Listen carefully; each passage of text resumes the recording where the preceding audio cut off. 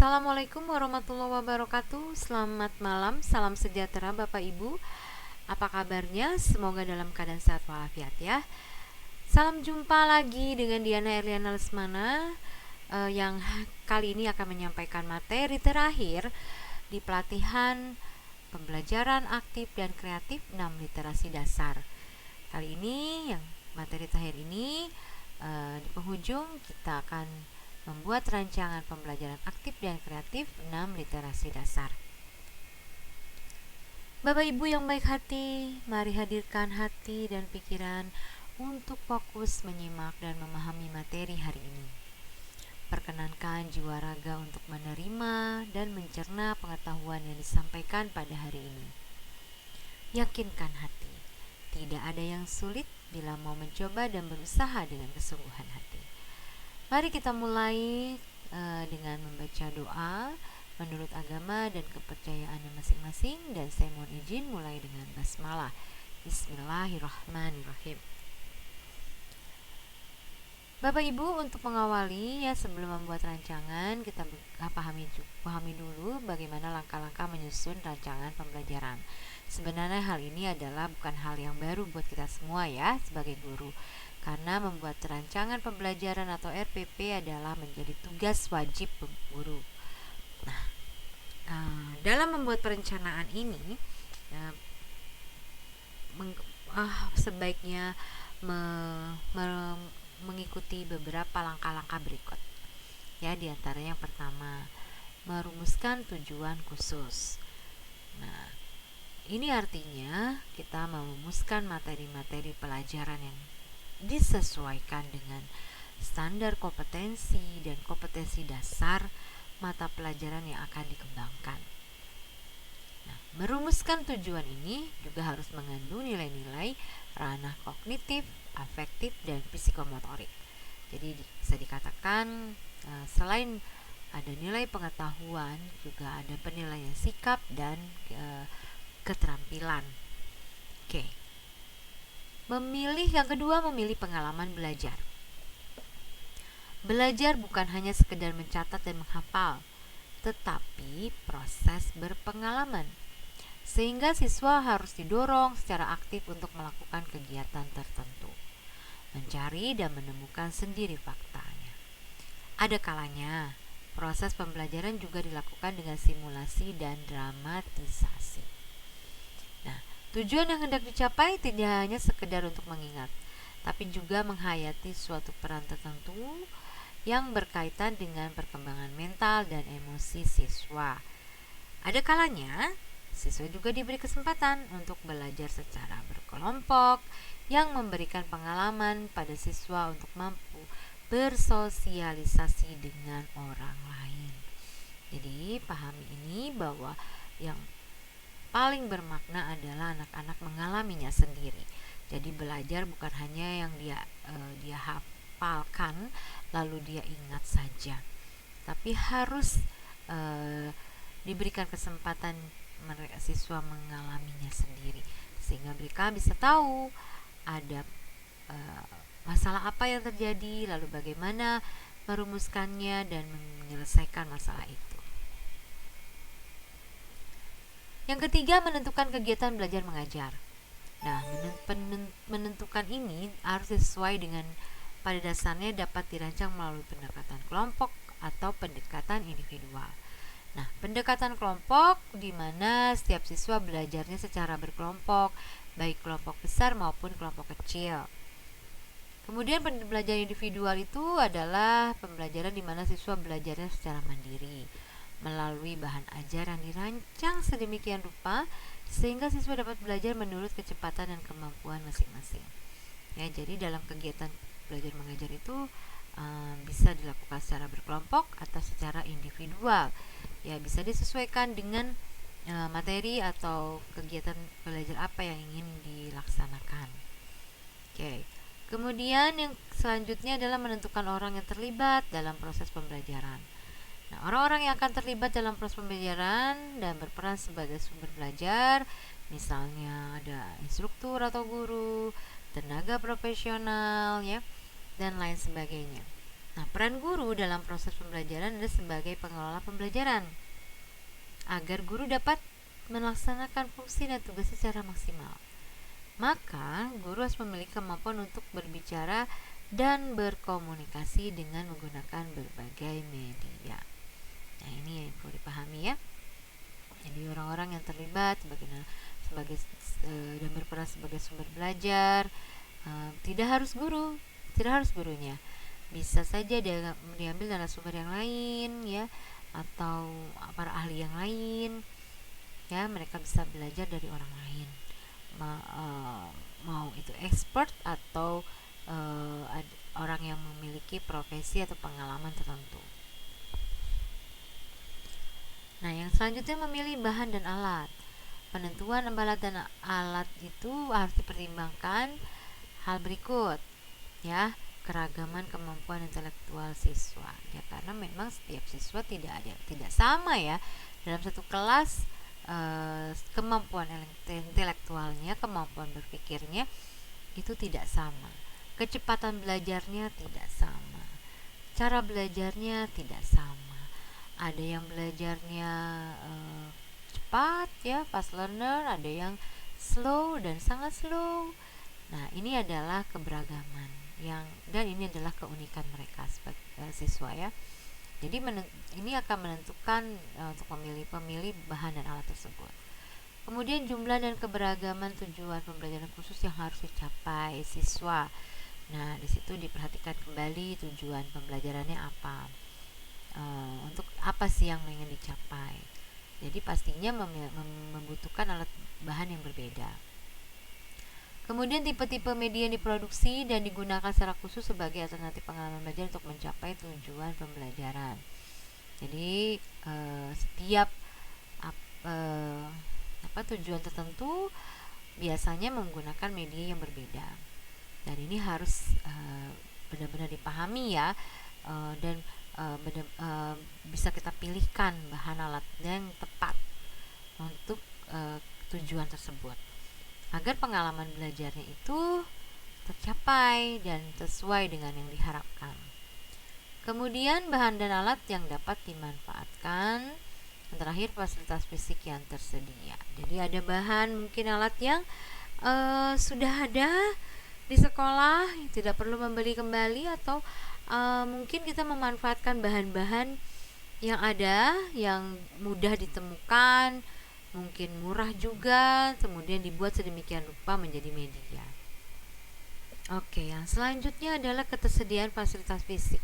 Nah, ini adalah fasilitas fisik ini merupakan faktor yang berpengaruh ya terhadap keberhasilan proses pembelajaran.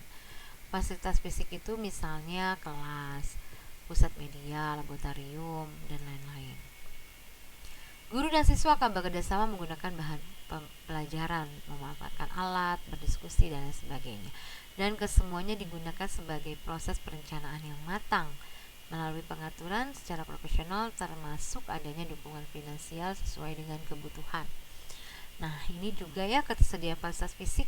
Halaman ya, saya juga belum menantumkan ya, halaman sekolah juga bisa, lingkungan outdoor yang lain, ruang-ruangan yang lain, mungkin tempat prasarana yang lain juga sebenarnya memungkinkan untuk kegiatan belajar. Tergantung mau bermain atau mau belajar apa gitu ya. Nah, kita bisa manfaatkan sumber belajar di sekitar lingkungan sekolah atau lingkungan rumah anak. Yang terakhir adalah perencanaan, evaluasi, dan pengembangan. Dan prosedur evaluasi merupakan faktor penting dalam perencanaan pembelajaran, sebab dengan evaluasi akan dapat dilihat keberhasilan pengelolaan pembelajaran dan keberhasilan siswa mencapai tujuan pembelajaran. Jadi, saling berkaitan antara prosedur atau prosedur evaluasi ya yang kita gunakan, yang kita lakukan pada dalam proses pembelajaran, itu juga akan menjadi hal atau catatan penting dalam membuat perencanaan pembelajaran selanjutnya.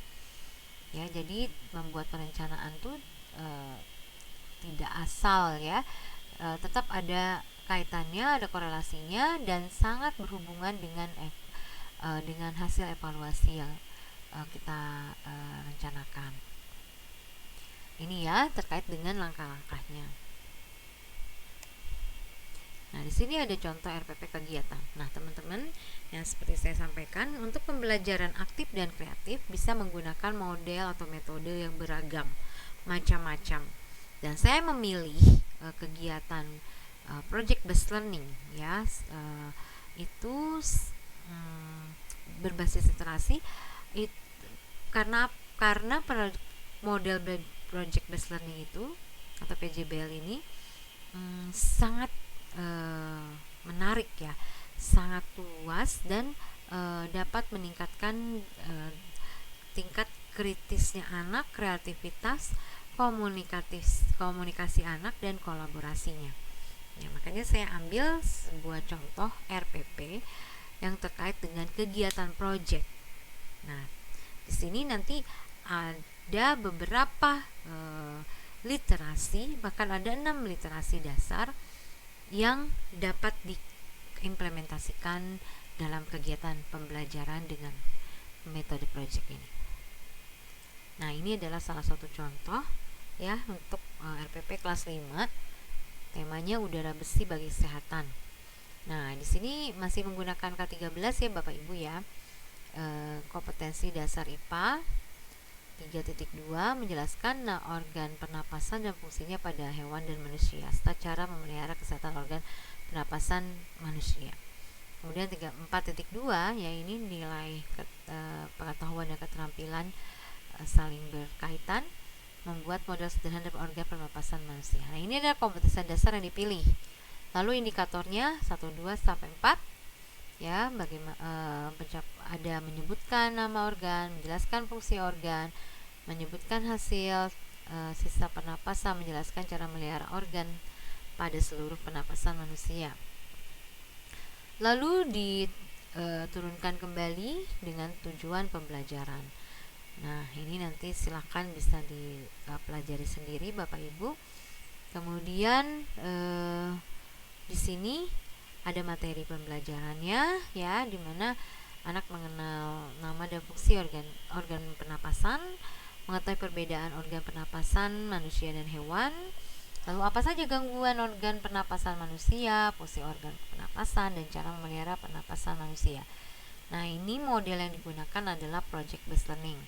Ada diskusi kelompok juga, menonton video pernapasan, membuat project tentang organ atau sistem pernapasan.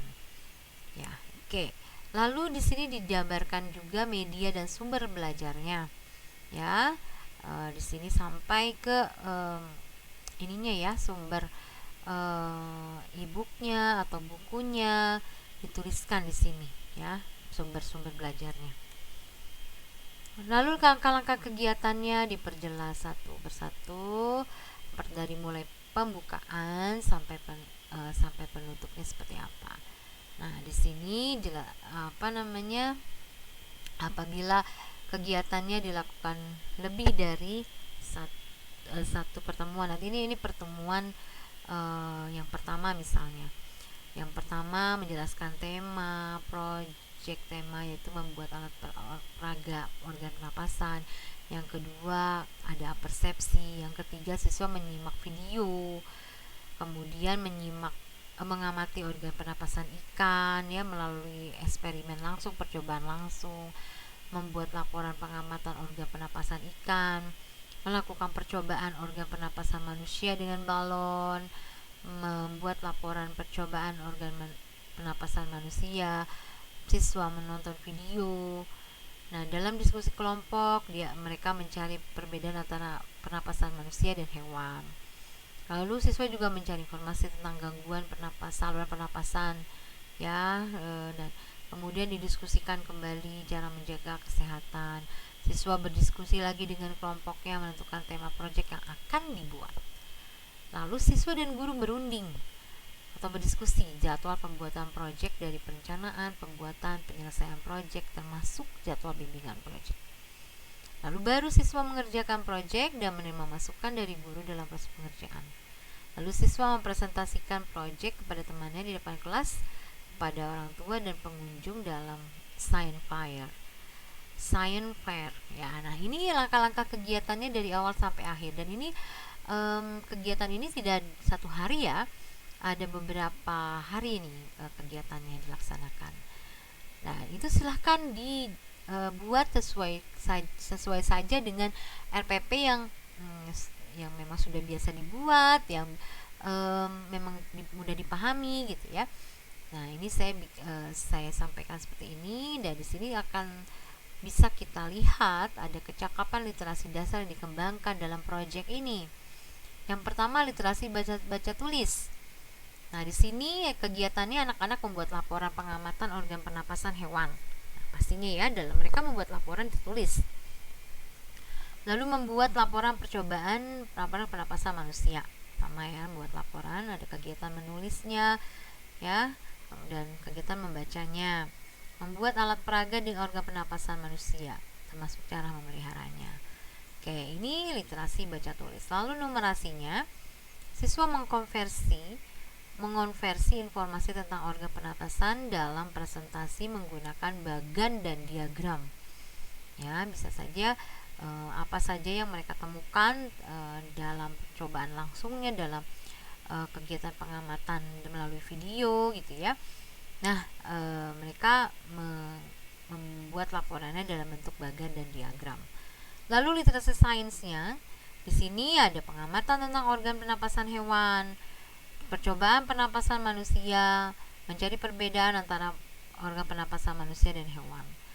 Lalu literasi digitalnya, menggunakan media digital untuk mencari informasi tentang masalah gangguan pernapasan pada manusia. Nah, ini media digitalnya apa? Misalnya mereka menggunakan Google ya, bertanya kepada Mbah Google, atau mungkin mereka mencari dari e-book informasinya.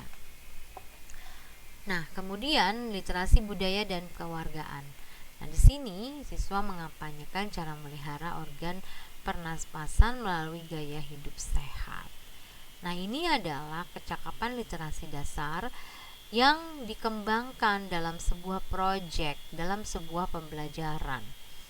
Ya, jadi nanti apabila Bapak Ibu mau menyusun, misalnya hanya dalam satu hari saja, dan hanya ada beberapa literasi yang bisa dikembangkan atau diimplementasikan, ya gak apa-apa, gak harus 6 literasi dasar itu tergambar di dalam satu hari kegiatan. Ya, biasanya kalau proyek itu membutuhkan beberapa waktu ya, tidak langsung hari itu selesai gitu. Nah, berarti diupayakan ada 6 literasi dasar yang digunakan atau diimplementasikan oleh siswa kita. Nah, ini dia ya, dampak kegiatan terhadap siswa. Nah, siswa terlihat antusias ketika mengamati pernapasan ikan. Ketika menuntaskan proyek di rumah, orang tua mendapatkan kesempatan melihat kemajuan pekerjaan siswa.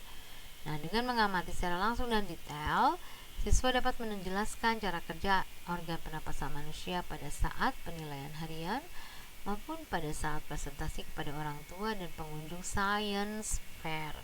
Nah, ini ya, ada presentasi siswa pada science fair.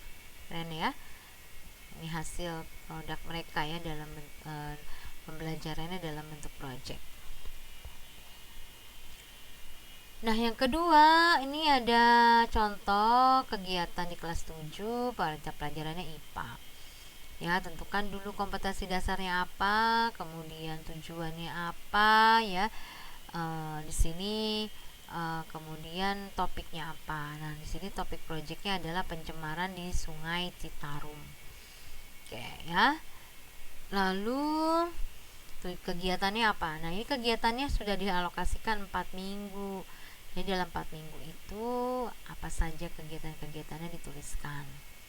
Ya. Kemudian dalam setiap kelompok siswa melakukan kegiatan sebagai berikut. Nah, ini dijabarkan ya.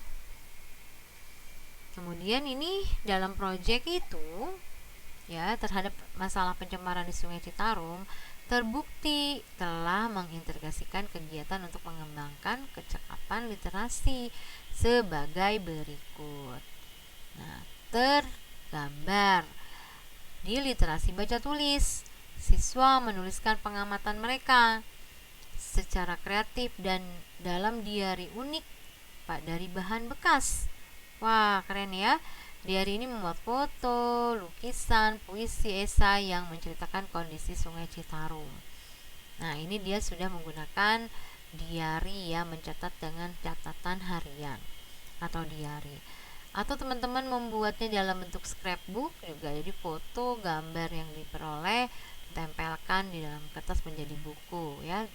Nah, ini masuk ke literasi baca tulis. Lalu numerasinya, siswa menyajikan kondisi Sungai Citarum dari tahun ke tahun dalam bentuk tabel dan grafik. Ya, jadi mereka bisa tahu tuh dulu seperti apa Sungai Citarum digambarkan ya. Lalu digambarkan dalam bentuk tabel atau grafik. Literasi sainsnya, siswa mengamati fenomena alam, mengajukan hipotesis, mengumpulkan data, menganalisis, lalu menarik kesimpulan berdasarkan pengetahuan saintifik yang mereka pahami. Nah, terkait dengan pencemaran sungai itu jelas sekali itu memang kegiatan sains ya, mana ada perubahan air, kemudian ada apakah apa saja yang terjadi pada saat sungai yang tercemar ya, apakah ada binatang yang hidup di sana. Nah, ini pengamatan ini, pengajuan hipotesis, pengumpulan data, terus kemudian dianalisis lalu menarik kesimpulan, ini adalah bagian kegiatan saintifik ya, sains juga ya. Lalu literasi digital. Nah, dengan panduan materi dari Badan Pelestarian Lingkungan Hidup, siswa memodifikasi bioindikator digital dan manual. Bioindikator ini menghasilkan warna yang berbeda tergantung pada tingkat pencemaran sungai. Nah, ternyata siswa ini dapat membuat suatu alat ya dalam bentuk digital. Ini dapat melihat tingkat pencemaran dari warna airnya. Keren ya.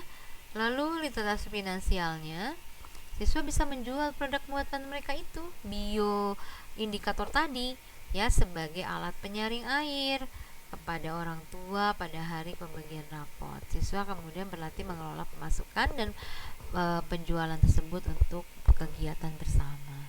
Nah, ini sudah dibuat ya, dilatih anak untuk menyimpan atau mengelola keuangan, dan mereka sudah dilatih bagaimana membuat produk yang bermanfaat dan bernilai ekonomis ya, gitu ya. Oke, kemudian literasi budayanya apa? Dan kewarganegaraan, siswa mengembangkan empati, kepedulian kepada warga sekitar melalui wawancara, interaksi dengan mereka. Umumnya mereka jadi mengetahui keadaan hidup warga berpenghasilan rendah yang tergantung pada sungai pada aktivitas sehari-hari. Jadi perlu sekali seperti penyuluhan ya, atau mungkin memberikan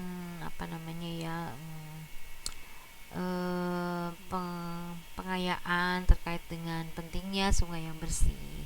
Kemudian bagaimana kita menjaga lingkungan ya, melestarikan alam sekitar. Nah, ini menjadi literasi budaya bila para siswa itu juga turun ke lapangan memberikan edukasi pada warga sekitar Sungai Citarum ini. Nah, dari proyek ini ternyata mengembangkan 6 literasi dasar ya, dari kegiatannya dari mulai dia mencari sumber informasi dan sampai menghasilkan sebuah solusi produk ya yang bernilai ekonomis. Nah, ini literasi baca tulis ya teman-teman, bisa dilihat di sini. Nah, ini literasi numerasi. Nah, tuh ada literasi sainsnya ya, mereka bereksperimen untuk membuat penyaring air ya, penyaring air yang mereka jual. Nah, kemudian literasi digitalnya seperti ini gambarannya. Lalu literasi finansial, mereka dapat membuat sesuatu penyaring air ya yang bermanfaat buat orang lain dan bisa bernilai ekonomis. Oke, ini literasi budayanya. Dampak pelaksanaan kegiatan berbasis proyek ini antara lain siswa bersemangat melakukan riset dan mengusulkan gagasan karena mereka diberikan kebebasan untuk menentukan proyek yang mereka buat sendiri. Nah, siswa menjadi lebih kreatif, berkarya, menghasilkan diari unik karena mereka menuangkan pikiran dan perasaan mereka saat mengamati Sungai Citarum secara langsung. Kemudian siswa memahami materi pembelajaran yang lebih intensif karena mereka diberi kesempatan untuk mengeksplor data secara mandiri. Capaian akademik siswa lebih tinggi dibuktikan dengan kemampuan siswa mencapai nilai KKM pada materi polusi sungai. Nah, ini kegiatan di kelas 12 ya. Kegiatan tinggal di Kampung Dukuh, Garut untuk meneliti tanaman buah lokal Indonesia. SMA Semi Palar Bandung kerjasama dengan SITH ya, Sekolah Ilmu Teknologi Hayati ITB. Nah, ini ya, ditentukan dulu nih kompetensi dasarnya. Ternyata di sini terdiri dari beberapa mata pelajaran ya, ada 4 mata pelajaran. Biologi, sosiologi, bahasa Sunda, TIK. Nah, setiap mata pelajaran kan punya tujuan pembelajaran tersendiri ya, atau kompetensi dasarnya. Silakan dituangkan pada bagian-bagian yang relevan seperti apa. Lalu penanaman nilai karakternya apa di sini, lalu tujuan pembelajarannya itu apa, dituliskan ya. Oke, nah kegiatannya 4 minggu termasuk live in 5 hari. Jadi mereka benar-benar stay di tempatnya ya, di tempat penelitiannya. Dan model kegiatannya itu ada ya klasikal, pemaparan konsep, tujuan riset oleh tim SIT ITB, diskusi kelompok ya, untuk perancangan pertanyaan wawancara dan berlatih wawancara bersama warga sekitar sekolah. Lalu praktik eksperiensial ya, mengambil data penelitian dengan wawancara mengenai pengetahuan buah lokal, kemudian mengambil sampel tanaman buah yang didapat. Lalu yang keempat, tes dan penulisan laporan. Oke, seperti ini. Dan langkah-langkah kegiatannya 1-8, silakan nanti dibaca sendiri ya, lebih detailnya. Yang pasti di sini anak-anak banyak melakukan komunikasi dengan warga, melakukan praktik ya, secara langsung, kemudian mengumpulkan berbagai data dan membuat laporan. Guru memandu refleksi perjalanan dan memberikan masukan terhadap tulisan. Nah, dari proyek itu ternyata ada 6 literasi dasar yang dapat diimplementasikan ya, seperti literasi baca tulis ya, kegiatannya menganalisis referensi tanaman buah, menganalisis metode penelitian dan menerapkan dalam merancang pertanyaan wawancara, membuat transkrip verbatim dari rekaman hasil wawancara, membuat laporan perjalanan dan refleksi secara sistematika, kebahasaan dan diksi yang baik.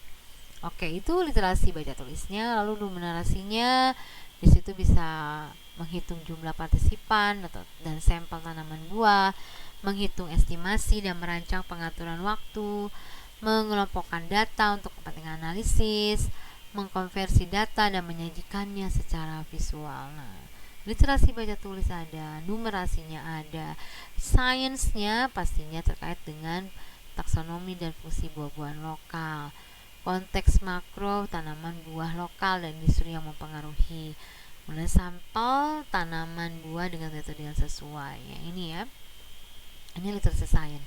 Lalu digitalnya, data disimpan dalam data riset ya, dengan sistematis, menggunakan fitur surat elektronik menyimpan datanya, menggunakan email ya, surel itu dalam pelaporan, menyimpan dokumentasi sampel tanaman buah, kegiatan dan perjalanan, dan merekam hasil wawancara dengan sistematis. Nah, ini menggunakan digital.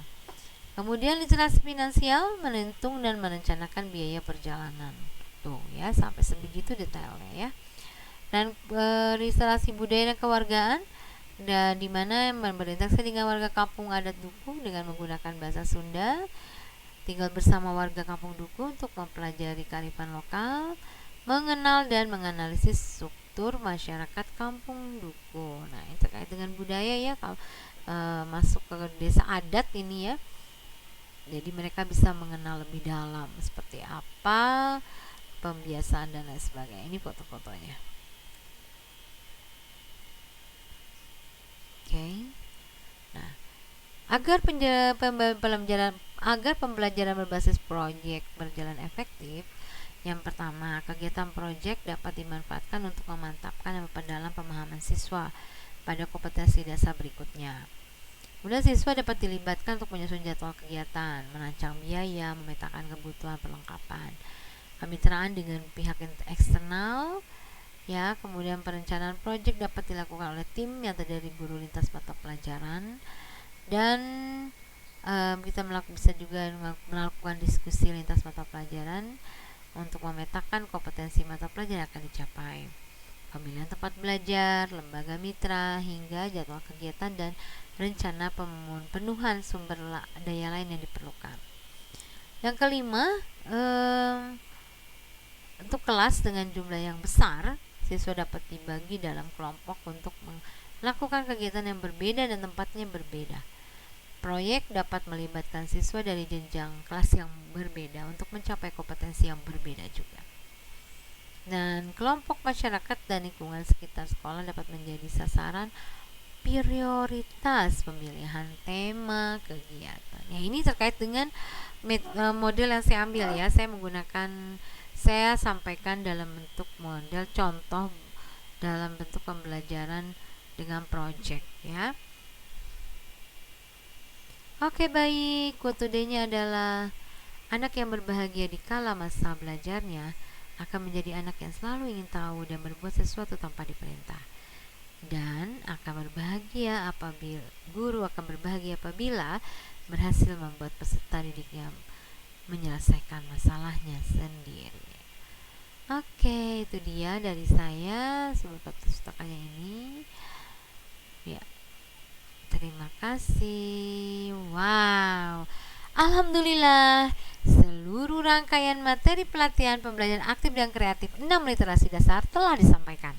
Terima kasih banyak atas atensi, apresiasi, dan kerjasama yang baik selama kegiatan pelatihan ini. Mohon maaf lahir batin apabila ada hal yang kurang berkenan, karena hilaf dan salah adalah keterbatasan saya sebagai manusia. Hal yang baik yang diperoleh semoga menjadi inspirasi dan kebaikan kita bersama. Semua hal baik karena bimbingan Allah yang maha sempurna. Sampai jumpa kembali di pelatihan saya berikutnya. Semoga Allah senantiasa mempermudah segala urusan, kegiatan belajar dan mengajar kita. Amin. Oke, baik teman-teman, ditunggu tugasnya. Ya, semua akan mendapatkan sertifikat, namun yang mengerjakan tugas pastinya mendapatkan sertifikat yang dinyatakan lulus di sana. Oke, dengan yakinkan diri, tidak ada yang sulit, yang ada suka atau tidak suka, mau dan tidak mau. Jadikan belajar itu candu dan asik, manjada wajadah. Siapa saja yang bersungguh-sungguh pasti berhasil. Baik teman-teman, kita tutup materi terakhir ini dengan hamdalah. Alhamdulillahirobbilalamin. Wabillahi taufiq walhidayah. Wassalamualaikum warahmatullahi wabarakatuh.